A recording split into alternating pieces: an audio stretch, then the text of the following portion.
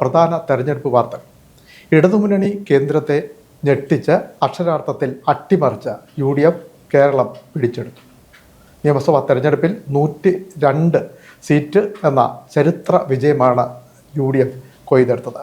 ഇന്നത്തെ വാർത്തയിൽ നമ്മോടൊപ്പം ചേരുന്നത് സാമൂഹ്യ പ്രവർത്തകനും രാഷ്ട്രീയ നിരീക്ഷകനും കർഷകനുമായ കർഷകനുമായ R. സബീഷ് മണവേലി കൂടി ചേരുന്നുണ്ട്. വാർത്തകളിലേക്ക് കടക്കാം. 10 വർഷത്തെ പിണറായി ഭരണത്തിന് അന്ത്യം കുറിച്ചു. ഇനി പോരാട്ടങ്ങളുടെ നാളുകൾ എന്ന് പറയാനാണ് ഞാൻ ആഗ്രഹിച്ചത്. നമുക്കറിയാം 102 സീറ്റ് ഒരിക്കലും പ്രതീക്ഷിക്കാത്തതാണ്. 100-ന് മേൽ എന്ന് അവർ പറഞ്ഞതും അക്ഷരാർത്ഥത്തിൽ യാഥാർത്ഥ്യമാക്കി. ഒരുപക്ഷെ UDFന്റെയും കോൺഗ്രസിന്റെയും ചരിത്രത്തിൽ ഇത്രയും വലിയ ഒരു 102 എന്നുള്ള നമ്പറിലേക്ക് നേട്ടം കൈവരിച്ചിട്ടില്ല, എത്തിയിട്ടില്ല. അത് ചരിത്ര റെക്കോർഡ് വിജയമാണ്. 35 സീറ്റിലാണ് LDFന്, അതായത് കഴിഞ്ഞ 10 വർഷമായി കേരളം ഭരിച്ചുകൊണ്ടിരുന്ന ഭരണകക്ഷിക്ക് നേടാനായത് 35 സീറ്റുകളിൽ മാത്രമാണ്. ഒരിക്കൽ 40 സീറ്റിലേക്കൊക്കെ ഒതുങ്ങിയ ചരിത്രം ഉണ്ടായിരുന്നു. 35ലേക്ക് ഒതുങ്ങുന്നതും പുതിയ ചരിത്രം. മറ്റൊരു പുതിയ ചരിത്രം കൂടിയുണ്ട്. കേരളത്തിൽ BJP NDA 3 സീറ്റിൽ വിജയിച്ചിരിക്കുന്നു. തലസ്ഥാന നഗരിയിൽ 2 സീറ്റിൽ ജയിച്ചു. കൊല്ലത്ത് 1 സീറ്റ്. കൊല്ലത്ത് ചാത്തന്നൂരും തലസ്ഥാന നഗരിയിൽ, അതായത് തിരുവനന്തപുരം ജില്ലയിൽ കഴക്കൂട്ടത്തും നേമത്തും. തിരുവിതാംകൂറിൽ 3 സീറ്റ് എന്ന് പറയാമോ? തിരുവിതാംകൂറിൽ 3 സീറ്റ് അങ്ങനെയും പറയാം. അങ്ങനെ ചരിത്രപരമായ ഒരു നേട്ടം BJPയും കൊയ്തെടുത്തിരിക്കുന്നു. എന്താണെങ്കിലും രാഷ്ട്രീയ അടിയൊഴുക്കുകൾ നാം പറയുന്നതിനും നാം പ്രവചിക്കുന്നതിനും നാം വിശ്വസിക്കുന്നതിനും അപ്പുറത്തേക്ക് തന്നെ എന്ന് തന്നെ അടിവരയിടാം. നമുക്ക് ആലപ്പുഴ ജില്ലയിലേക്ക് വന്നാൽ ആകെ 9 മണ്ഡലങ്ങളാണ് ആലപ്പുഴ ജില്ലയിലുള്ളത്. കഴിഞ്ഞ തെരഞ്ഞെടുപ്പിൽ 8:1 LDFും 1 UDF. അത് രമേശ് ചെന്നിത്തല വിജയിച്ച ഹരിപ്പാട് മണ്ഡലമാണ് മാത്രമായിരുന്നു. ഇത്തവണ 3 മണ്ഡലത്തിൽ മാത്രമാണ് 8 സീറ്റുണ്ടായിരുന്ന ഇടതുമുന്നണിക്ക് ഇത്തവണ ലഭിച്ചത് 3 സീറ്റ് മാത്രമാണ്. 8-ൽ നിന്ന് 3-ലേക്ക് താഴ്ന്നു, 1-ൽ നിന്ന് 6-ലേക്ക് ഉയർന്നു UDF. ഈ 3 മണ്ഡലം LDFന് കിട്ടിയത് അത് ഉറച്ച മണ്ഡലമായിരുന്നു.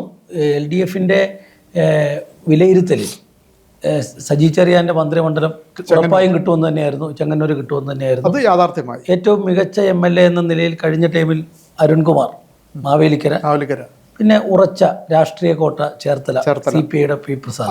അതായത് ആലപ്പുഴ ജില്ലയിൽ 2 മന്ത്രിമാരാണ് ഉണ്ടായിരുന്നത്. അവർ 2 പേരും ജയിച്ചു. അതൊരു പ്രത്യേകതയാണ്. ആലപ്പുഴ ജില്ലയ്ക്ക് ഇത്രയും വലിയ ധർമ്മടം വരെ കുലുങ്ങിയപ്പോഴും 2 മന്ത്രിമണ്ഡലങ്ങൾ ഇവിടെ കുലുങ്ങിയില്ല. UDFന് അനുകൂലമായ വലിയ ഒരു കൊടുങ്കാറ്റ് ഈ കേരളത്തിൽ ഈ നിയമസഭാ തെരഞ്ഞെടുപ്പിൽ ആഞ്ഞടിച്ചപ്പോഴും കൊലയാതെ നിന്നത് ആലപ്പുഴ ജില്ലയിലെ 2 മണ്ഡലങ്ങൾ, ഒരു സംവരണ മണ്ഡലവും. ഈ 3 മണ്ഡലത്തിലും പ്രത്യേകതയുണ്ട്. ആദ്യം ആലപ്പുഴ ജില്ലയുടെ വടക്കേ അതിർത്തിയായ അരൂരിൽ ഇത്തവണ LDFിൽ നിന്ന് സീറ്റ് പിടിച്ചെടുത്തു. അരൂരിൻ്റെ കാര്യത്തിൽ നമ്മൾ അന്ന് വിലയിരുത്തിയപ്പോൾ ഒരു കാര്യം പറഞ്ഞിരുന്നു. അരൂർ LDF എന്നോ UDF എന്നൊന്നും പറയാനാവില്ല. എപ്പോഴും അങ്ങോട്ടോ ഇങ്ങോട്ടോ മാറിയ ചരിത്രമാണ്. ഗൗരിയമ്മയുടെ തെരഞ്ഞെടുപ്പ് മുതൽ ഇങ്ങോട്ട് അരൂരിൽ ഷാനിമോൾക്ക് കിട്ടിയത് 10,000-ഓളമാണ്. കൃത്യം പറഞ്ഞ 9,324 വോട്ടിന്റെ ഭൂരിപക്ഷത്തിലാണ് ഷാനിമോൾ ഉസ്മാൻ ജയിച്ചത്. ഒരു 700 വോട്ട് കൂടി പിടിച്ചിരുന്നെങ്കിൽ 10,000 എന്ന വലിയ ലക്കി നമ്പറിലേക്ക് ഷാനിമോളിന് എത്താൻ കഴിയുന്ന ഒരു സാഹചര്യം അവിടെ ഉണ്ട്. കഴിഞ്ഞ തവണ 7,000-ലേറെ വോട്ടിന്റെ ഭൂരിപക്ഷമായിരുന്നു ഇടതുമുന്നണിക്ക്. ദലീമ ജോജോയ്ക്ക് ഉണ്ടായിരുന്നു. സിറ്റിംഗ് MLA ആണ് ദലീമ ജോജോ. ഇപ്പോൾ വിജയിച്ച ഷാനിമോൾ ഉസ്മാൻ KPCCയുടെ രാഷ്ട്രീയകാര്യ സമിതി അംഗമാണ്.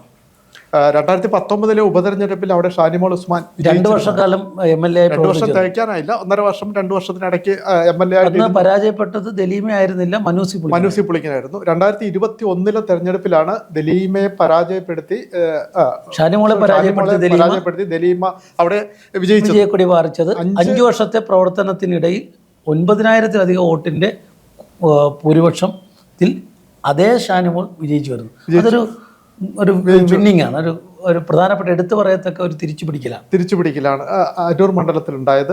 മാത്രമല്ല BJP NDA സ്ഥാനാർത്ഥിയായ BDJSന്റെ സംസ്ഥാന ജനറൽ സെക്രട്ടറി വഴിയാണ് അഡ്വക്കേറ്റ് ജ്യോതിസ് 20,000-ലേറെ വോട്ട്.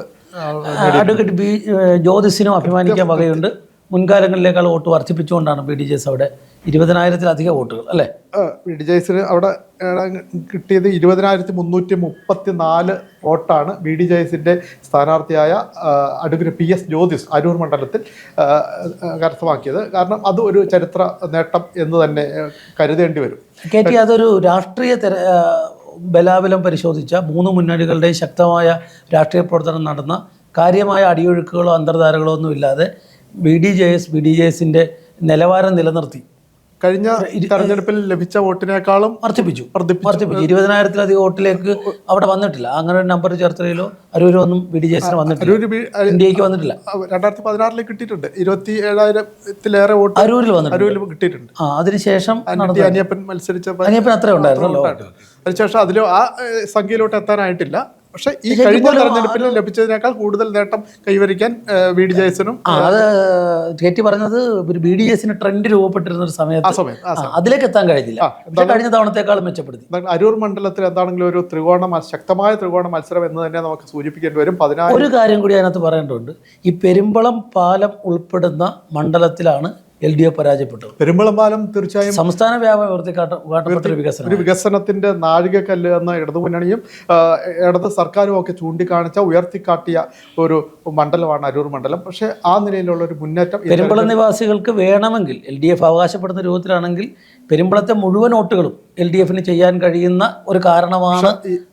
അങ്ങനെ മുഴുവൻ ആളുകളുടെയും ജീവിത സമയക്രമത്തെ മാറ്റിമറിച്ച ഒരു പാലമായിരുന്നു. 10 പഞ്ചായത്തുകളാണ് ആ മണ്ഡലത്തിലുള്ളത്. പെരുമ്പളം പഞ്ചായത്തിലെ വോട്ട് ഉയർന്നു. പഞ്ചായത്ത് തല വോട്ടിംഗ് നിലവാരം നാം പരിശോധിച്ച് വരുന്നതേ ഉള്ളൂ.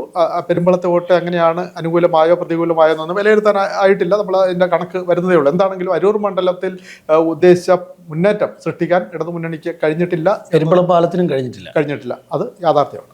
വലിയ ഭൂരിപക്ഷത്തിലാണ് ഐക്യ ജനാധിപത്യ മുന്നണി വിജയിച്ചിരിക്കുന്നത്. കേരളത്തിലാകമാനമുള്ള UDFന് അനുകൂലമായിട്ടുള്ള തരംഗം ഞങ്ങൾ പ്രതീക്ഷിച്ചത് തന്നെയാണ്. തീർച്ചയായിട്ടും കോൺഗ്രസിന്റെ നേതൃത്വത്തിലുള്ള UDFന്റെ ഗവൺമെന്റ് സംസ്ഥാനത്ത് അധികാരത്തിലേക്കാൻ പോകുന്നു. വോട്ട് ചെയ്ത മുഴുവൻ ആളുകളോടും നന്ദി രേഖപ്പെടുത്തുകയാണ്. നമുക്ക് അടുത്ത ചേർത്തല മണ്ഡലത്തിലേക്ക് കിടക്കാം.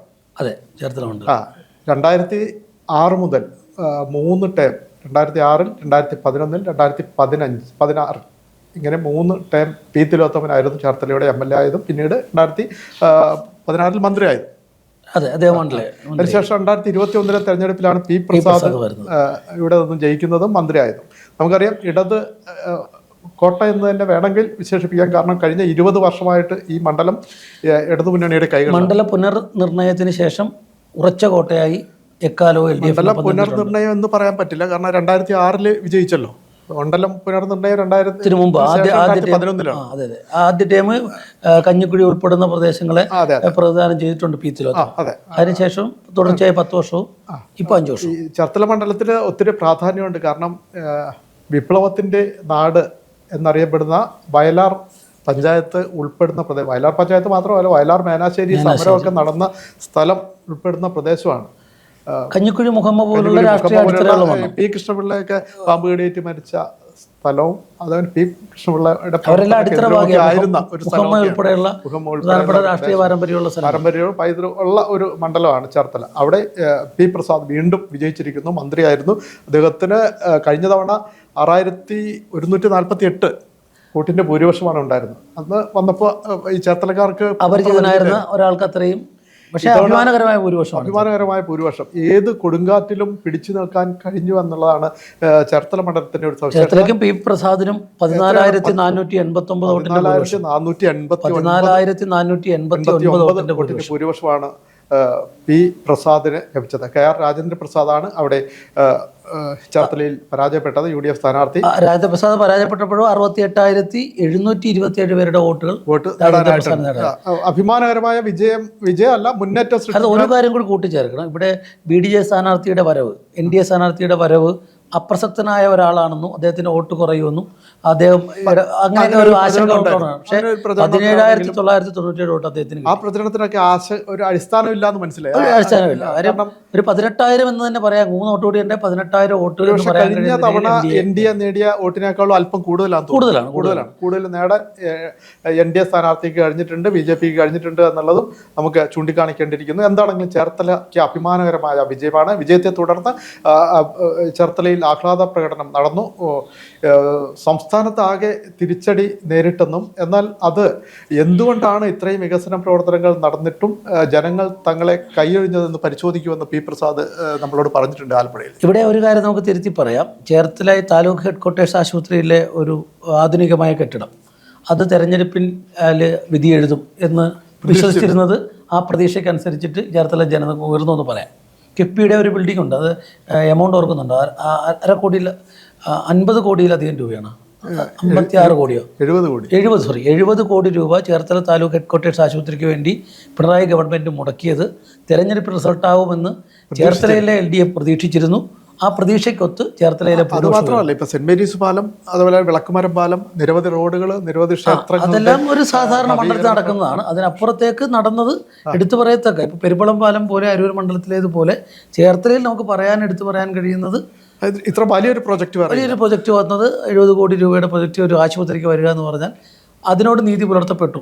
എന്താണെങ്കിലും ചേർത്തലയ്ക്ക് അഭിമാനിക്കാവുന്ന ഒരു വിജയമാണ്. 14,000-ലേറെ വോട്ട്. കഴിഞ്ഞ തവണത്തെ ഭൂരിപക്ഷത്തേക്ക് ഇരട്ടിയിലധികം വോട്ട് ലഭിച്ചു ഇടതുമുന്നണിക്ക്, P. പ്രസാദിന്. മാത്രമല്ല മുന്നണിയുടെ അസസ്മെന്റിനേക്കാൾ കൂടുതൽ വോട്ട് ലഭിച്ചു. വ്യക്തിപ്രഭാവം അതിനകത്ത് ഘടകമായിട്ടുണ്ട്. P. പ്രസാദിന്റെ വ്യക്തിപ്രഭാവം ഒരുപക്ഷെ അതിനൊരു ഘടകമായേക്കാം എന്ന് വിലയിരുത്തുന്നു. എന്താണെങ്കിലും P. പ്രസാദിന്റെ വിജയത്തെ തുടർന്ന് ചേർത്തലയിൽ പ്രകടനമൊക്കെ നടന്നിരുന്നു. ഈ സംസ്ഥാന തലത്തിലുള്ള ഒരു തിരിച്ചടിക്ക് എന്താണ് കാരണമെന്ന് പരിശോധിക്കുമെന്ന് P. പ്രസാദ് പറഞ്ഞു. ചേർത്തലക്കാർക്ക് അദ്ദേഹം നന്ദിയും രേഖപ്പെടുത്തി. ഇടതുപക്ഷ ജനാധിപത്യ മുന്നണിക്ക് കനത്ത തിരിച്ചടിയാണ് ഈ തെരഞ്ഞെടുപ്പിൽ ഉണ്ടായിരിക്കുന്നത്. തെരഞ്ഞെടുപ്പിൻ്റെ കാര്യങ്ങളെല്ലാം ഞങ്ങൾ വളരെ വിശദമായി പരിശോധിച്ചു. എന്തുകൊണ്ടാണ് ജനങ്ങൾ ഞങ്ങളെ കൈയൊഴിഞ്ഞത് എന്ന കാര്യത്തിനകത്ത് ഗൗരവതരമായ പരിശോധന ഞങ്ങൾ നടത്തും. ഞങ്ങൾ തിരുത്തേണ്ട എല്ലാ കാര്യങ്ങളും തിരുത്തും. കൂടുതൽ ജനപിന്തുണ ആർജിക്കാൻ കഴിയുന്ന തരത്തിലേക്ക് ഞങ്ങളുടെ പ്രവർത്തനങ്ങളെ ചിട്ടപ്പെടുത്തുകയും ചെയ്യും. ഈ തെരഞ്ഞെടുപ്പിൻ്റെ ഭാഗമായി നല്ല വിജയം സമ്മാനിക്കപ്പെട്ട ഇടങ്ങളുണ്ട്. ചേർത്തലയിൽ അത്തരത്തിലൊരു വിജയമാണ് ലഭ്യമായിരിക്കുന്നത്. 2021 തെരഞ്ഞെടുപ്പിൽ 6,700ഓളം വോട്ടുകളുടെ ഭൂരിപക്ഷത്തിലാണ് ഞാൻ വിജയിച്ചത്. കനത്ത LDF വിരുദ്ധ തരംഗം ഉണ്ടായിരുന്നു എന്ന് പറയുമ്പോൾ കഴിഞ്ഞ 2021 നേടിയതിൻ്റെ ഇരട്ടിയിലധികം വോട്ടുകൾക്ക് വിജയിക്കാനായി എന്നുള്ളത് വലിയ കാര്യമാണ്. അത്രമേൽ ചേർത്തലയിലെ ജനങ്ങൾ ഇടതുപക്ഷ മുന്നണിക്ക് അനുകൂലമായി വോട്ട് രേഖപ്പെടുത്തി എന്നെ വിജയിപ്പിക്കുന്നതിലും താല്പര്യം കാണിച്ചു. അവരോടെല്ലാമുള്ള കടപ്പാട് ഞാൻ അറിയിക്കുന്നു. തെരഞ്ഞെടുപ്പിൻ്റെ സമയങ്ങളിൽ ഞാൻ പറഞ്ഞ കാര്യങ്ങളെല്ലാം അടിയുറച്ചു നിന്നുകൊണ്ട് പൂർണ്ണ സമയം ആ നാടിൻ്റെ വികസനത്തിന് വേണ്ടി, ജനങ്ങളുടെ ക്ഷേമത്തിന് വേണ്ടി അവർക്കൊപ്പം ഉണ്ടാവും എന്നുള്ളത് പറഞ്ഞതാണ്. അത് തീർച്ചയായിട്ടും അത് ഞാൻ നടപ്പിലാക്കുകയും ചെയ്യും. എൻ്റെ തെരഞ്ഞെടുപ്പിൻ്റെ വിജയത്തിന് വേണ്ടി അക്ഷീണമായി പ്രയത്നിച്ച ഇടതുപക്ഷ മുന്നണിയുടെ പ്രവർത്തകരുണ്ട്.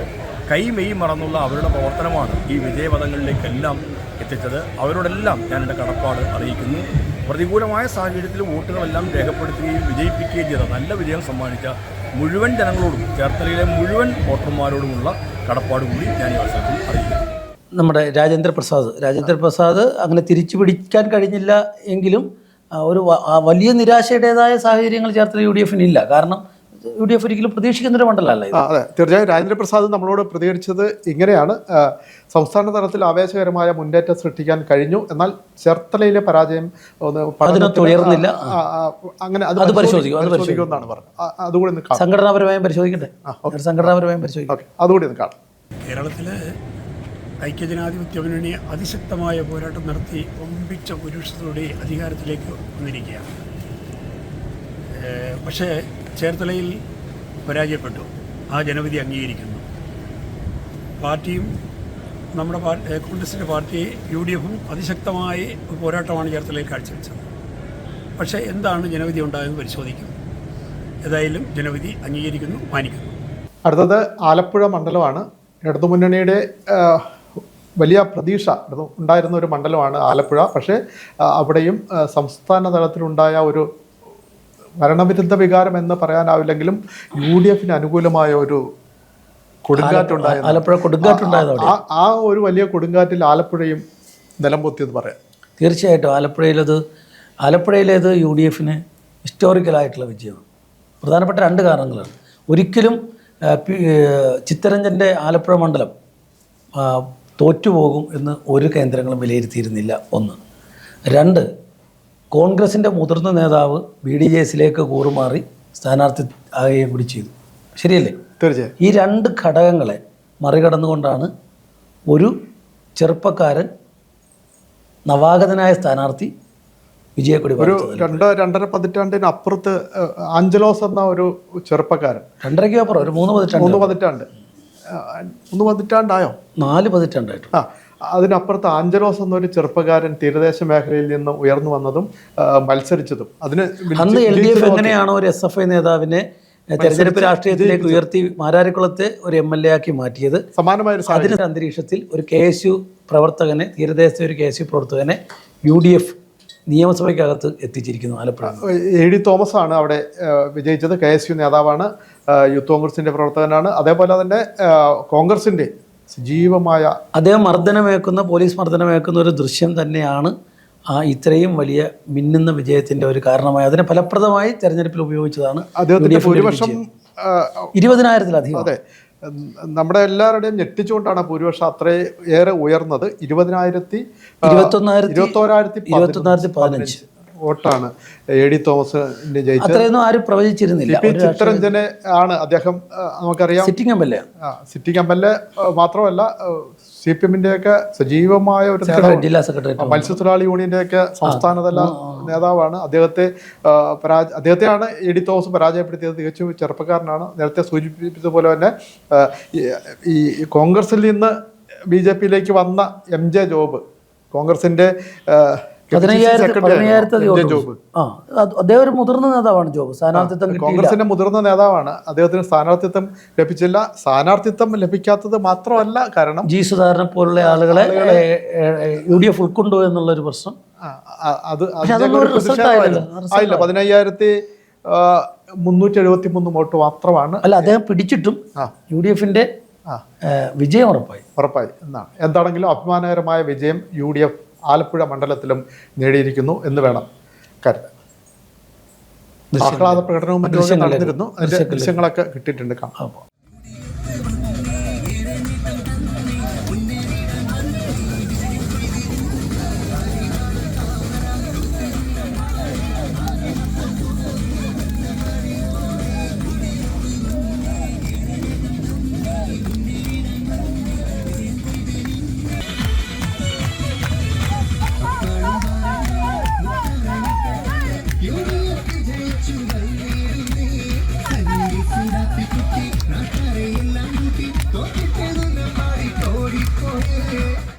കേരളത്തിൽ അതിശക്തമായ ഒരു ഭരണവിരുദ്ധ വികാരമുണ്ട്. അതുകൊണ്ടാണ് കേരളത്തിൽ ഇത്രയും വലിയ ഒരു തരംഗത്തോടെ ഇത്രയധികം സീറ്റുകളുമായി UDF അധികാരത്തിൽ വന്നത്.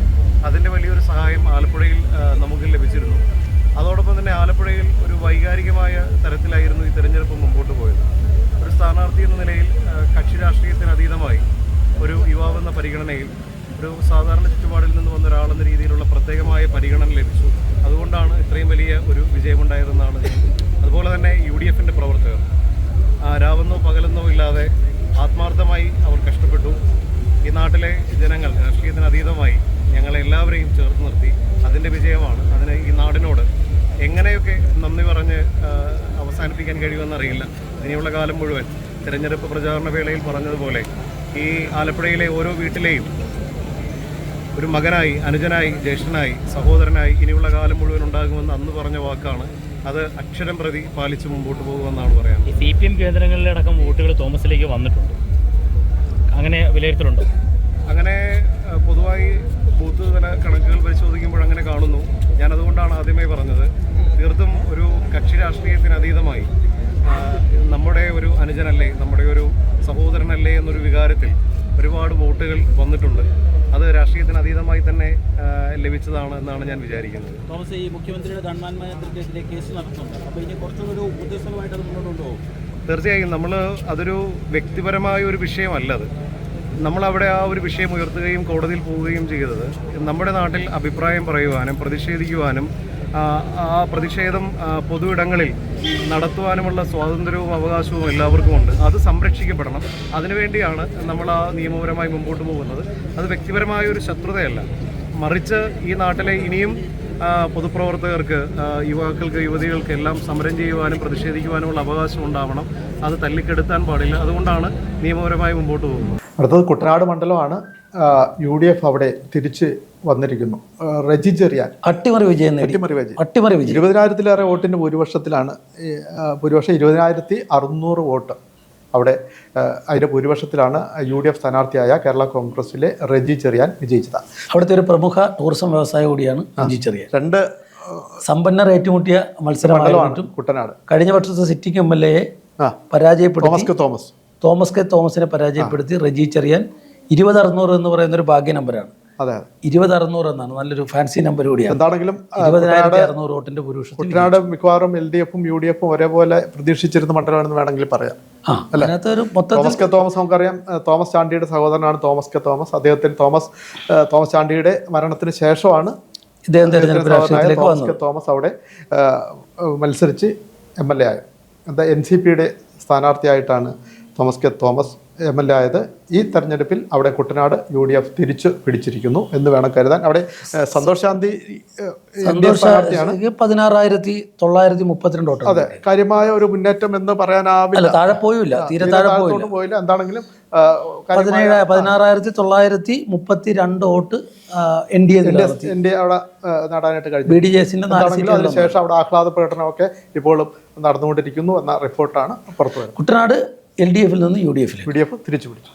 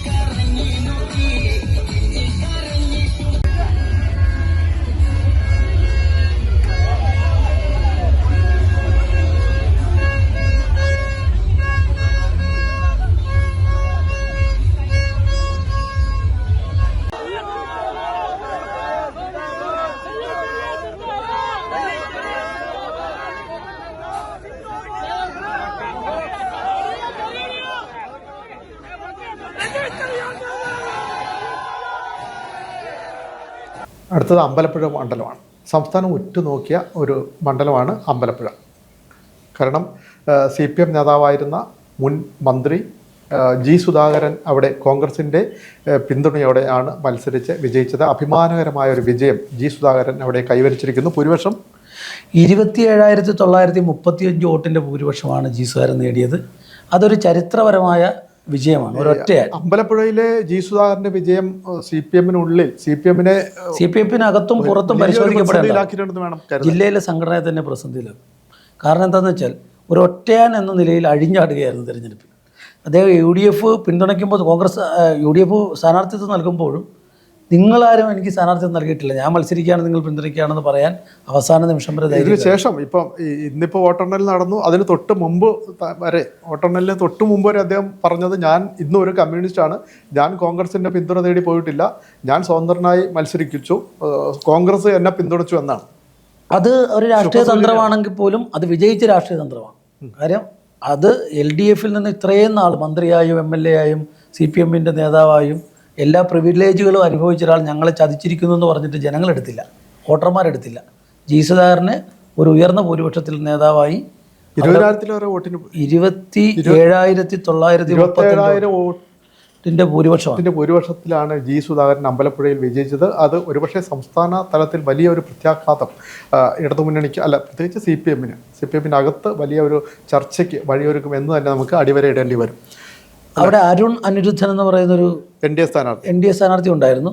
അദ്ദേഹവും 16,348 വോട്ട് പിടിച്ചു. 16,348 വോട്ട് NDA സ്ഥാനാർത്ഥിയായ BJPയുടെ വോട്ടുകൾ കൂടി G. സുധാകരൻ ശേഖരിക്കുമെന്ന് പരസ്യമായി തന്നെ അദ്ദേഹം പറഞ്ഞിട്ടുണ്ട്. 5,000 വോട്ട് കിട്ടുമെന്നാണ് പറഞ്ഞിരുന്നത്. അപ്പോൾ അത് വളരെ കറക്റ്റാണ്. കാര്യം ഒരു 20,000 വോട്ടൊക്കെയാണ് പരമാവധി. അപ്പോൾ ഒരു 16,000 കിട്ടി, ഒരു 5,000 വോട്ട് പക്ഷെ ഒരുപക്ഷെ ജി സുധാകരൻ പോലും ഇത്രയും അധികം ഭൂരിപക്ഷം ലഭിക്കുമെന്ന് പ്രതീക്ഷിച്ചിട്ടുണ്ടാവില്ല. അല്ല, അദ്ദേഹത്തിന് തികഞ്ഞ കോൺഫിഡൻസ് ആയിരുന്നു. ഇത്രയും വലിയ ഭൂരിപക്ഷം ഉണ്ടാവുമെന്ന് പറഞ്ഞിട്ടില്ല. പക്ഷെ വിജയപ്രതീക്ഷയിൽ ഒരു ഘട്ടത്തിൽ പോലും അദ്ദേഹം അമ്പലപ്പുഴയിലെ വിജയം CPM-നുള്ളിലും ഇടതുമുന്നണിക്കുള്ളിലും ഒക്കെ വലിയ ഒരു ചർച്ചയ്ക്ക് വഴിയൊരുക്കിയിട്ടുണ്ടെന്ന് വേണം കരുതാൻ. CPM-നെ ഇരുത്തി സമയമെടുത്ത് പുനഃപരിശോധിക്കേണ്ടുന്ന സംഘടനാ വിഷയങ്ങളിലേക്കാണ്. അമ്പലപ്പുഴ മണ്ഡലം നമുക്കറിയാം പുന്നപ്ര വയലാറിന്റെ ഒക്കെ ഒരു കേന്ദ്രമാണ്. പുന്നപ്ര രക്തസാക്ഷി മണ്ഡപം ഉൾപ്പെടുന്ന പ്രദേശത്താണ്. വലിയ ചൂടുകാട് രക്തസാക്ഷി മണ്ഡപമൊക്കെ നിൽക്കുന്ന ഒരു പ്രദേശമാണ് ഈ അമ്പലപ്പുഴ മണ്ഡലം. അവിടെ CPM-ന് വലിയ ഒരു തിരിച്ചടി എന്ന് തന്നെ. കമ്മ്യൂണിസ്റ്റുകാരനാണ് ഇന്നും അവകാശപ്പെടുന്ന LDF വിരുദ്ധ ചേരിയിൽ നിന്നൊരാൾ വരിക എന്ന് പറഞ്ഞാൽ അത് പരിശോധിക്കേണ്ട സാധനമാണ്. PS അച്യുതാനന്ദന്റെ ഒക്കെ പരിശോധിച്ച് ആവശ്യമായ തിരുത്തലുകൾ നാടും ഒക്കെ നിൽക്കുന്ന സ്ഥലമാണ്. PS അച്യുതാനന്ദന്റെ വീടും വീടും ഒക്കെ നിൽക്കണം. വളരെ പ്രധാനപ്പെട്ട ഒരു ഘട്ടത്തിൽ അരുൺകുമാറിനെ അവിടെ സ്ഥാനാർത്ഥി VS-ന്റെ മകനെ അരുൺകുമാറിനെ തീരുമാനിച്ചിരുന്നു. പക്ഷെ എന്താണ് നടന്നില്ല. അവിടെ H സലാമാണ് പരാജയപ്പെട്ടത്. സിറ്റിംഗ് എംഎൽഎ ഈ ജി സുധാകരൻ നമ്മൾ പ്രതികരിച്ചിട്ടുണ്ട്. പറഞ്ഞിട്ടുണ്ട്. അതോടുകൂടി കേട്ടിട്ട് മടങ്ങാം. കേരളത്തിലെ ജനങ്ങളെ മുഴുവൻ കുട്ടികളാണെന്ന് കരുതി ഒരു വിഭാഗം ജനങ്ങളെ അടിച്ചമർത്തുകയും ചെറിയൊരു ഭാഗം ആളുകളെ മാത്രം ചുറ്റും നിർത്തി പ്രോത്സാഹിപ്പിക്കുകയും കുറേ പേരുടെ വകയാണ് ഭരണവും കുറേ പേരുടെ വകയാണ് CPM എന്ന് കരുതിയവർക്കുള്ള തിരിച്ചടിയാണ്. ജനാധിപത്യത്തിൽ വിശാല ബോധമാണ് ജനപിന്തുണയുടെ അടിസ്ഥാനം. ഞാനും എൻ്റെ ഭാര്യയും ഒരു തട്ടാനും എന്ന പഴയ ആപ്തവാക്യം സ്വാർത്ഥമതികളെ ഉദ്ദേശിച്ച് പൗരാണികന്മാർ ഉണ്ടാക്കിയിട്ടുള്ളതാണ്. രാഷ്ട്രീയത്തിൽ ഒരിക്കലും ഉപയോഗിക്കാൻ പാടില്ല. എന്നെ സംബന്ധിച്ചിടത്തോളം ഞാൻ ആരോടും എൻ്റെ മകനോടും എൻ്റെ ഭാര്യയോടും മാത്രം സംസാരിച്ച ശേഷം, ഇവിടെ അനുവാദമൊന്നും എനിക്ക് ആവശ്യമില്ല, പക്ഷെ ഞാൻ അവരോട് പറഞ്ഞ ശേഷം ജനകീയ സ്വതന്ത്രനായിട്ടാണ് മത്സരിച്ചത്. ഒരു പാർട്ടിയായിട്ട് ഞാൻ ആലോചിച്ചിട്ടില്ല. 6 മാസം മുമ്പേ തന്നെ ഞാൻ ആലോചിച്ച് തുടങ്ങിയതാണെന്ന് ബഹുമാനപ്പെട്ട മുഖ്യമന്ത്രി ശ്രീ പിണറായി വിജയൻ വല്ലാത്തൊരു ഗവേഷണം നടത്തി പിന്നീട് പറഞ്ഞു. അദ്ദേഹത്തിൻ്റെ നിഗമനങ്ങളും ഗവേഷണങ്ങളും എവിടെ എത്തിയെന്നപ്പോൾ കണ്ടല്ലോ. അപ്പോൾ എന്നെ പറ്റി ഇത് പറയുകയാണ്. അല്ല, എത്രമാത്രം അബദ്ധങ്ങളാണ് പറഞ്ഞത്. ഞാൻ ആരോടും ആലോചിച്ചില്ല, ഞാൻ സ്വതന്ത്രനായി മത്സരിക്കുമെന്ന് പറഞ്ഞു. അപ്പോഴും ഞാൻ ജയിക്കുമെന്ന് എനിക്ക് നല്ല വിശ്വാസമാണ്. കാരണം എനിക്ക് ഇവിടുത്തെ ജനങ്ങളുടെ വോട്ടിംഗ് കോമ്പൻസേഷൻ അറിയാം. അടുത്തത് ഹരിപ്പാട് മണ്ഡലമാണ്. ഹരിപ്പാട് മണ്ഡലം അതെ, മുഖ്യമന്ത്രിയായി ഉയർത്തിക്കാട്ടുന്ന 3 പേരിൽ ഒരാളാണ് രമേശ് ചെന്നിത്തല. മത്സരിച്ച 2 പേരിൽ ഒരാൾ. മത്സരിച്ച 2 പേരിൽ ഒരാൾ. മത്സരിച്ച 2 പേരിൽ രമേശ് ചെന്നിത്തല വളരെ സീനിയർ. മത്സരിച്ച 2 പേരിൽ സീനിയർ ആയ ഒരാളെന്ന് കൂടി പറയാം. മാത്രമല്ല രമേശ് ചെന്നിത്തല തന്റെ അജയ്യത ആവർത്തിച്ച് തെളിയിക്കുകയാണ്. അവിടെ ഭൂരിപക്ഷം ഉയർത്തിക്കൊണ്ടാണ്. എത്രയാണ് ഭൂരിപക്ഷം ഇത്തവണ? 16,000 സംതിങ് ആയിരുന്നു കഴിഞ്ഞ തവണ. 23,377 വോട്ടിന്റെ ഭൂരിപക്ഷത്തിലാണ് രമേശ് ചെന്നിത്തല ഹരിപ്പാട് ഇത്തവണ വിജയക്കൊടി. കഴിഞ്ഞ തവണത്തെ ഭൂരിപക്ഷം 13,666. ഏതാണ്ട് ഇരട്ടിയോളം ഭൂരിപക്ഷം വർദ്ധിപ്പിച്ചു. അത്രയും ഭൂരിപക്ഷം ഇത്തവണ ചേർത്തലയിൽ നിന്ന് ഹരിപ്പാട് എത്തിയ ജിസ്മോൻ ന്റെ സംസ്ഥാന സെക്രട്ടറി കൂടിയാണ് TT ജിസ്മോൻ അവിടെ പരാജയപ്പെട്ടിരുന്നു. ഇടതുമുന്നണിക്ക് കഴിഞ്ഞ തവണ ലഭിച്ച വോട്ടുകൾ ഇത്തവണ കിട്ടിയിട്ടില്ല. 44,807 വോട്ട് മാത്രമാണ് കിട്ടിയത്. കഴിഞ്ഞ തവണത്തെ വോട്ട് നിലനിർത്താനായില്ല TT ജിസ്മോൻ. അവിടെ NDA സ്ഥാനാർത്ഥി പ്രബലനായിരുന്നു. സന്ദീപ് വചസ്പതിയാണ്. റെക്കോർഡ് നമ്പറിലേക്കാണ് വന്നത്. 31,022 വോട്ടുകളാണ് സന്ദീപ് വചസ്പതി. കഴിഞ്ഞ തവണ 17,890 വോട്ടാണ് NDAക്ക് അവിടെ ലഭിച്ചത്. ഇത്തവണ 31,022 വോട്ട്. അത്ര വോട്ട് അവിടെ BJP അല്ലെ NDAക്ക് നേടാനായിട്ട് കഴിഞ്ഞിട്ടുണ്ട്. വലിയ മുന്നേറ്റം. അവിടെ ഒരു വലിയ ശ്രദ്ധിക്കേണ്ട കാര്യം, 2ാം സ്ഥാനത്തെത്തിയ LDF-ഉം NDAയും തമ്മിൽ വെറും 12,000 വോട്ടിന്റെ വ്യത്യാസമേ ഉള്ളൂ. നിസ്സാരമായ ഒരു മുന്നേറ്റം അല്ല അവിടെ. നിസ്സാരമായ മുന്നേറ്റമല്ല. സന്ദീപ് വാചസ്പതി നമുക്കറിയാം BJPയുടെ ആലപ്പുഴ സൗത്ത്. അതെ, കഴിഞ്ഞ തവണയും തെരഞ്ഞെടുപ്പ് രാഷ്ട്രീയത്തിൽ കേരളം ശ്രദ്ധിച്ചൊരു സ്ഥാനാർത്ഥിയാണ്. പ്രബലനായ പൊളിറ്റിക്കൽ സ്ഥാനാർത്ഥിയാണ്. നമ്മൾ ആലപ്പുഴയിലാണ് മത്സരിച്ചത്. അദ്ദേഹമാണ് ഒരു കഴിഞ്ഞ തെരഞ്ഞെടുപ്പ് കാലത്ത് പുന്നപ്ര വയലാർ ഞങ്ങളുടെയും കൂടിയാണെന്ന് പറഞ്ഞ് റീത്ത് വെക്കാൻ ചെല്ലുകയും വിവാദമായ സംഭവം. പക്ഷെ അത് ഹരിപ്പാട് 30,000 വോട്ടെന്ന് പറഞ്ഞാൽ 31,000 വോട്ടെന്ന് പറഞ്ഞാൽ അതൊരു ത്രികോണ മത്സരം. എന്താണെങ്കിലും രമേശ് ചെന്നിത്തല അവിടെ തന്റെ വിജയം ആവർത്തിച്ച് ഉറപ്പിക്കുകയാണ്. മുഖ്യമന്ത്രി ആവോ ഇല്ലെന്ന് നമുക്കറിയില്ല. എന്താണെങ്കിലും അതൊക്കെ ആ പാർട്ടിയുടെ ആഭ്യന്തര സ്വാതന്ത്ര്യം. എന്താണെങ്കിലും തന്റെ അജയ്യത ജനങ്ങൾ വോട്ട് ചെയ്തിരിക്കുന്നത് മുഖ്യമന്ത്രി സ്ഥാനാർത്ഥിക്കാണെന്ന് തോന്നുന്നു. ആയിരിക്കും ഒരുപക്ഷെ. ഹരിപ്പാടിത്തെ വോട്ടർമാർ മുഖ്യമന്ത്രി സ്ഥാനാർത്ഥിക്കുള്ള വോട്ടാണ്. അല്ലെങ്കിൽ ഒരുപക്ഷെ ഈ കേരളത്തിലാകെ UDF അനുകൂലമായി ഉയർന്ന ഒരു കൊടുങ്കാറ്റ് അവിടെയും അഞ്ഞടിച്ചിട്ടുണ്ട് എന്ന് വേണം കരുതാൻ. അതെ അതെ, അങ്ങനെ കരുതാം. അടുത്തത് കായംകുളം മണ്ഡലമാണ്. അവിടെ അട്ടിമറി വിജയം UDF നേടി എന്ന് തന്നെ പറയാം അല്ലേ? അവിടെ നിലവിലുള്ള പ്രതിഭയെ പരാജയപ്പെടുത്തി ലിജു MLA. KPCCയുടെ രാഷ്ട്രീയകാര്യ സമിതി നിരന്തരം പരാജയപ്പെടുന്ന സ്ഥാനാർത്ഥി കൂടിയായിരുന്നു. ഇതുവരെ ജയിച്ചിട്ടില്ല. 2-3 തവണ മത്സരിച്ച് വിവിധ മണ്ഡലങ്ങളിൽ പരാജയപ്പെട്ടിട്ട്. കഴിഞ്ഞ തവണ അമ്പലപ്പുഴയിലായിരുന്നു അദ്ദേഹം. ഇത്തവണ തെരഞ്ഞെടുപ്പ് രാഷ്ട്രീയത്തിൽ ഏറ്റവും പ്രധാനപ്പെട്ട ക്യാമ്പയിൻ സഹതാപമായിരുന്നു. അതെ, താൻ ഇതേവരെ ജയിച്ചിട്ടില്ല, ഇത്തവണ ജയിപ്പിക്കുന്ന അവസരം തരണം എന്നൊരു അഭിപ്രായമൊക്കെ വളരെ വാർത്തയിൽ ഇടം നേടിയിട്ടുണ്ട്. അത് ജനങ്ങൾ ആ നിലയിലാണ് ഏറ്റെടുത്തത്. പക്ഷെ അങ്ങനെ ചിന്തിക്കാം, വേണമെങ്കിൽ അങ്ങനെ ചിന്തിക്കാം. അല്ല, മൊത്തത്തിലൊരു തെരഞ്ഞെടുപ്പ് അനുകൂല തരംഗമുണ്ട്. 15,572 വോട്ടിന്റെ ഭൂരിപക്ഷത്തിലാണ് കായംകുളത്ത് പ്രതിഭയെ ലിജു വിജയിച്ചത്. പ്രതിഭാഹരിയെ സിറ്റിംഗ് MLA ആണ്. കഴിഞ്ഞ 2 തവണ അവിടെ പ്രതിഭാഹരി MLA ആയിരുന്നു തോന്നുന്നു അല്ലേ? ആദ്യം പ്രതിഭാഹരി എന്നായിരുന്നെങ്കിലും പിന്നീട് അഡ്വക്കേറ്റ് യു പ്രതിഭ എന്നാണ് ഉപയോഗിച്ചു വരുന്നത്. അങ്ങനെയാണ്. കഴിഞ്ഞ തവണത്തെ ഭൂരിപക്ഷം അവിടെ ലഭിച്ചിരുന്നത് 5298 വോട്ടിന്. അതിന്റെ 3 മടങ്ങ് ഭൂരിപക്ഷത്തിലേക്ക് UDF അഡ്വക്കേറ്റ് എം ലിജു കായംകുളത്ത് നിന്ന് വിജയിച്ചിട്ടുണ്ട്. അവിടെ ആഹ്ലാദ പ്രകടനങ്ങളല്ല. സ്ഥിതി എന്താ? അവിടെ തമ്പി മേട്ടുതറ, പഴയ ജില്ലാ പഞ്ചായത്ത് BDJS ആണ്. തമ്പി മേട്ടുതറ 16,973 വോട്ട് നേടി. അതൊക്കെ ഒരു BDJSന്റെ അല്ലെങ്കിൽ ഇന്ത്യയുടെ ഒരു ശരാശരി വോട്ടുകളാണ്. താഴെയും പോയില്ല, അധികം മുന്നിലും പോയില്ല. എന്താണ് BDJS അവിടെ കഴിഞ്ഞ തവണ കായംകുളത്ത് NDAക്ക് 11,413 വോട്ടാണ് ലഭിച്ചിരുന്നത്. കായംകുളം വോട്ട് വർദ്ധിപ്പിച്ചു. 16,973. എന്താണെങ്കിലും UDF NDA വലിയ മുന്നേറ്റം മറ്റു മണ്ഡലങ്ങളിലെ പോലെ തന്നെ കായംകുളത്തും ഉണ്ടാക്കിയിട്ടുണ്ടെന്ന് നമുക്ക് കരുതാൻ. ഏതാണെങ്കിലും കായംകുളം ഒരു അട്ടിമറി വിജയമാണ്. ആലപ്പുഴ ജില്ലയിലെ അട്ടിമറി വിജയം എന്ന് തന്നെ കായംകുളത്തെ വിജയത്തെ നമുക്ക് വിശേഷിപ്പിക്കാം അല്ലെ? അടുത്ത മാവേലിക്കര മണ്ഡലമാണ്. ആലപ്പുഴ ജില്ലയുടെ പ്രധാനപ്പെട്ട ഒരു മണ്ഡലമാണ് മാവേലിക്കര മണ്ഡലം. സംവരണ മണ്ഡലമാണ്. മികച്ച MLA എന്നുള്ള ഖ്യാതി നേടിയ MS അരുൺകുമാറാണ് LDFിന് വേണ്ടി കേരളത്തിലെ മികച്ച MLA-മാരിൽ ഒരാളാണ് അല്ലേ? MS അരുൺകുമാർ ചെറുപ്പക്കാരനാണ്, നല്ല ചെറുപ്പക്കാരനാണ്. എന്താണെങ്കിലും അവിടെ അരുൺകുമാർ വിജയിച്ചിരിക്കുന്നു. ആ മണ്ഡലം ഇടതുമുന്നണി നിലനിർത്തിയിരിക്കുന്നു. പക്ഷേ ഭൂരിപക്ഷം അല്പം 15,736 വോട്ടിന്റെ ഭൂരിപക്ഷം. കഴിഞ്ഞ തവണ മാവേലിക്കരയിൽ ഭൂരിപക്ഷം കിട്ടിയത് 24,717 വോട്ടായിരുന്നു. ഭൂരിപക്ഷം കുറഞ്ഞെങ്കിലും മണ്ഡലം നിലനിർത്തി എന്നുള്ളത് വലിയൊരു കാര്യമാണ്. ആലപ്പുഴ നിലനിർത്താൻ കഴിഞ്ഞു എന്നുള്ളതാണ്. NDAക്ക് കാര്യമായ മുന്നേറ്റം ഉണ്ടാക്കാൻ കഴിഞ്ഞില്ല. പക്ഷേ ഭേദപ്പെട്ട വോട്ട് 23,200 വോട്ടുണ്ട് NDAക്ക്. NDAയിലെ K അജിമോനാണ്. പക്ഷെ കഴിഞ്ഞ വർഷത്തെ വോട്ടിന്റെ അത്രയും വന്നില്ല. കഴിഞ്ഞ തവണ NDAക്ക് ലഭിച്ചത് 30,955 വോട്ടാണ്. അത് 23,200 കുറഞ്ഞുവെങ്കിലും അതിലേക്ക് എത്താൻ കഴിഞ്ഞില്ല. വോട്ടിന്റെ ശതമാനത്തിൽ ഈ വലിയ അനുകൂല കൊടുങ്കാറ്റിലും UDFിലെ മുത്താര രാജിന് വിജയക്കൊടി പാറിക്കാൻ ആദ്യഘട്ടത്തിലൊക്കെ മുത്താര രാജ് മുന്നേറ്റം ഉണ്ടാക്കിയിട്ടുണ്ടെന്ന് വാർത്തകൾ അങ്ങനെയാണ് നമുക്ക് മനസ്സിലാക്കാൻ കഴിഞ്ഞത്. വോട്ടെണ്ണലിന്റെ ആദ്യഘട്ടത്തിൽ മുത്താര രാജ മുന്നിലായിരുന്നു പല സമയങ്ങളിലും. പക്ഷേ 15,236 വോട്ടിന്റെ അവിടെ മാവേലിക്കരയിൽ MS അരുൺകുമാർ വിജയിച്ചിരിക്കുന്നു. ഇടതുമുന്നണിക്ക് അതൊരു വലിയൊരു ആശ്വാസമാണ് എന്ന്. നിലനിർത്തിയ CPM നിലനിർത്തിയ 2 മണ്ഡലങ്ങളിൽ ഒന്നാണ്. CPMന് ലഭിച്ച ആലപ്പുഴയിൽ ലഭിച്ച 2 മണ്ഡലങ്ങളിൽ ഒന്നാണ് അരുൺകുമാറിന്റെ. മാവേലിക്കരയും ചെങ്ങന്നൂർ. അടുത്ത ചെങ്ങന്നൂർ മണ്ഡലമാണ്. നമുക്ക് ആലപ്പുഴ ജില്ലയിലെ 9ാമത്തെ മണ്ഡലം. നമുക്ക് അരൂർ മുതൽ നമ്മളങ്ങോട്ട് ഓരോ മണ്ഡലം കടന്ന് പോയി അവസാനം ചെങ്ങന്നൂരിൽ എത്തിയിരിക്കുന്നു. മന്ത്രി മണ്ഡലമാണ്. ഏറെ പ്രതീക്ഷ വെച്ചു പുലർത്തിയ ഒരു മണ്ഡലമാണ്. ഒരിക്കലും പരാജയപ്പെടില്ല എന്ന് തന്നെ CPM നേതാക്കളും പ്രവർത്തകരും ഇടതുമുന്നണി വൃത്തങ്ങളൊക്കെ ഉറച്ച് വിശ്വസിച്ചിരുന്ന മണ്ഡലം. അതങ്ങനെ വിശ്വാസം നിലനിർത്തുകയും സജി ചെറിയാൻ്റെ ഒരു വിജയം ഒരു വലിയ വിജയമായിട്ട് തന്നെ കണക്കാക്കണം. കാരണം മന്ത്രിമാർ പലരും സംസ്ഥാനത്ത് കടപുഴകി വീണു. അപ്പോൾ സജി ചെറിയാൻ ആലപ്പുഴ ജില്ലയിൽ 2 മന്ത്രിമാരും വിജയിച്ചു. CPIയിലെ P പ്രസാദും CPMലെ സജി ചെറിയാൻ. CPMലെ ഒരു മന്ത്രി, CPIയിലെ ഒരു മന്ത്രി വിജയിച്ചു. അപ്പോൾ സജി ചെറിയാൻ വിജയിച്ചത് 10,292 വോട്ടിന്റെ ഭൂരിപക്ഷത്തിലാണ് വിജയിച്ചെങ്കിലും ഭൂരിപക്ഷം കഴിഞ്ഞ തവണത്തേക്കാൾ കുറഞ്ഞിട്ടുണ്ട്. കഴിഞ്ഞ തവണത്തെ ഭൂരിപക്ഷം ചെങ്ങന്നൂർ 32,053 മൂന്നിലൊന്നായി ഭൂരിപക്ഷം കുറഞ്ഞു. അപ്പോൾ ഒരു സംശയം ഉണ്ട്. അവിടെ മികച്ച വോട്ടാണ് നമ്മുടെ MV ഗോപകുമാർ എന്ന NDA സ്ഥാനാർത്ഥിക്കുള്ളത്. 30,942 വോട്ട് കിട്ടി. പക്ഷേ MV ഗോപകുമാർ കഴിഞ്ഞ തവണ NDA പിടിച്ച വോട്ട് കിട്ടിയിട്ടില്ല. എത്രയായിരുന്നു? കഴിഞ്ഞ തവണ 34,620 വോട്ട് NDA അവിടെ മത്സരിച്ചു. അത് 4,000 വോട്ടിന്റെ വ്യത്യാസമുള്ളൂ. MV ഗോപകുമാർ തന്നെയായിരുന്നു കഴിഞ്ഞ തവണ NDA സ്ഥാനാർത്ഥി.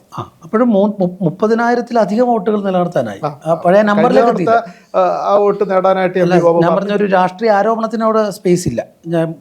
വോട്ട് കച്ചവടം നടത്തി അങ്ങനെയുള്ള സ്പേസ് അവിടെ ഇല്ല. കാരണം 30,000-ൽ അധികം വോട്ട് NDA നിലനിർത്തി എന്ന് പറയുന്നത് വലിയ കാര്യമാണ്. അതേസമയത്ത് അവിടുത്തെ UDF സ്ഥാനാർത്ഥിക്ക് അഡ്വക്കേറ്റ് എബി കുര്യാക്കോസ് ആയിരുന്നു അല്ലേ? എബി കുര്യാക്കോസ് 47,567 വോട്ട് മാത്രമാണ് നേടാനായത്. അല്ല, അപ്പോൾ വോട്ടിംഗ് നിലവാരത്തിൽ മുന്നേറ്റം ഉണ്ടാക്കാൻ UDF കഴിഞ്ഞിട്ടുണ്ട്. കഴിഞ്ഞ തവണ M മുരളിയായിരുന്നു അതിനേക്കാൾ കൂടുതൽ വോട്ട് നേടി. അന്ന് കിട്ടിയ 39,409 വോട്ട് 47,000-ലേക്ക് ഉയർത്തി. ഉയർത്തി 47,000-ലേക്ക്. UDF വോട്ടിംഗ് നിലവാരത്തിൽ മുന്നേറ്റം സൃഷ്ടിക്കാനായിട്ട് കഴിഞ്ഞിട്ടുണ്ട്. എന്താണെങ്കിലും അവിടെ ഒരു മന്ത്രി മണ്ഡലം എന്ന നിലയിൽ അവിടെ വിജയിക്കാൻ 10,292 വോട്ടിന്റെ ഭൂരിപക്ഷം ആലപ്പുഴയിൽ സജി ചെറിയാന്റെ ഭൂരിപക്ഷം മികച്ച ഭൂരിപക്ഷമാണ്. മൊത്തത്തിൽ ആ ഒരു വലതുപക്ഷ കാറ്റിനെ അടിസ്ഥാനപ്പെടുത്തി നോക്കും. ഇങ്ങനെ സംസ്ഥാനത്ത് ആകെ അലയടിച്ച് ഉയർന്ന ഒരു UDF അനുകൂല തരംഗത്തിൽ നിന്ന് വ്യത്യസ്തമായി ആലപ്പുഴ ജില്ലയിൽ 2 മന്ത്രിമാരെ വിജയിപ്പിക്കാൻ കഴിഞ്ഞു എന്നുള്ള അഭിമാനകരമാണ്. അതാണ് അഭിമാനകരമാണ്. അതേസമയം 8:1 എന്നുള്ള UDF 1 മാത്രം ഉണ്ടായിരുന്ന ആലപ്പുഴയിൽ അത് തിരിച്ചിട്ടു, നമ്പർ തിരിച്ചിട്ടു 3:6 എന്നാക്കി. അതെ, ഒരു 3 നമ്പറിലേക്ക് LDF ഒതുങ്ങി വരികയും 6 നമ്പറിലേക്ക് 6 മടങ്ങ് വർധനവ് UDF നേടാനാവുകയും ചെയ്തു. ആലപ്പുഴ മൊത്തത്തിലെടുത്ത് നോക്കിയാൽ ഒരു ഇടതുപക്ഷ കോട്ട എന്ന് അവകാശപ്പെടാനാവാത്ത വിധം പാർലമെൻറ്റിലെ 2 മെമ്പർമാർ UDF വന്നു. പഞ്ചായത്തുകളിൽ പകുതിയിലധികം പഞ്ചായത്തുകൾ UDF ആയി. ഇത് പറയുമ്പോൾ നമ്മൾ ഒരു കാര്യം കൂടി, ആലപ്പുഴയുടെ MP ആയിരുന്ന, അതേപോലെ തന്നെ അരൂരിൽ 3 തവണ MLA ആയിരുന്ന നമ്മുടെ പ്രിയപ്പെട്ട ആരിഫ് എറണാകുളം ജില്ലയിൽ ആലുവയിൽ മത്സരിച്ചു പരാജയപ്പെട്ടു. അത് അത്ര സുരക്ഷിതമായ മണ്ഡലത്തിലൊന്നും അല്ല പോയി മത്സരിച്ചത്. അൻവർ സാദിഖ് അദ്ദേഹം തന്നെ വിജയിച്ചു. അവിടെ അങ്ങനെ അട്ടിമറിച്ച് വിജയിക്കാനുള്ള രാഷ്ട്രീയ തരംഗവും കേരളത്തിൽ എന്താണെങ്കിലും അവിടെ ആരിഫിന്റെ പരാജയം ഏറ്റുവാങ്ങേണ്ടി. അങ്ങനെയെങ്കിൽ വിഷ്ണുനാഥ് കൊല്ലത്ത് മത്സരിച്ചു എന്ന് പറയണം.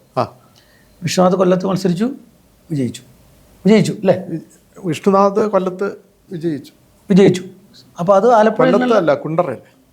ഞാൻ ഉദ്ദേശിച്ച കൊല്ലം ജില്ലയിൽ വിഷ്ണുനാഥ്. അത് ഒന്ന് കട്ട് ചെയ്ത് പോകാം. വിഷ്ണുനാഥ് വിജയിച്ചാടാ?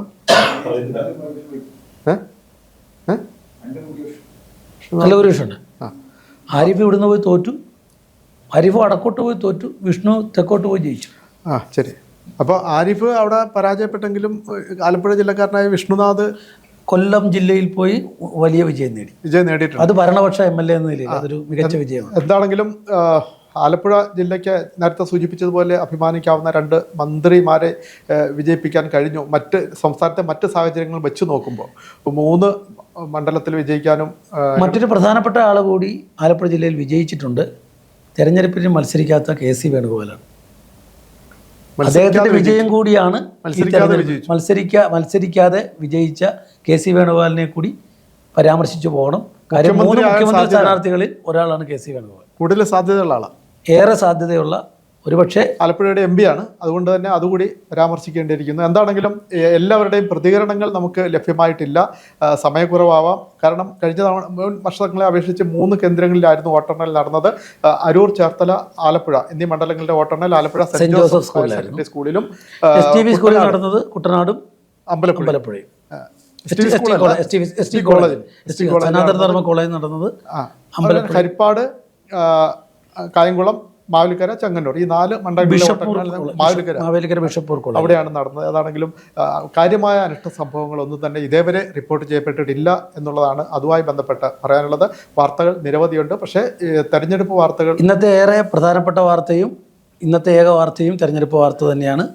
UDF ഏറെ അഭിമാനിക്കാവുന്ന ആലപ്പുഴ ജില്ല കേരളത്തിലെ പൊതുരാഷ്ട്രീയവും UDF അഭിമാനിക്കാനും LDF പുനഃപരിശോധിക്കാനുമുള്ള തെരഞ്ഞെടുപ്പ് ഫലമാണ് നൽകിയത്. മറ്റ് തെരഞ്ഞെടുപ്പ് വാർത്തകളും മറ്റു വാർത്തകളും ഒക്കെയായി നമുക്ക് വീണ്ടും കാണാം. നമസ്കാരം. ഓക്കെ.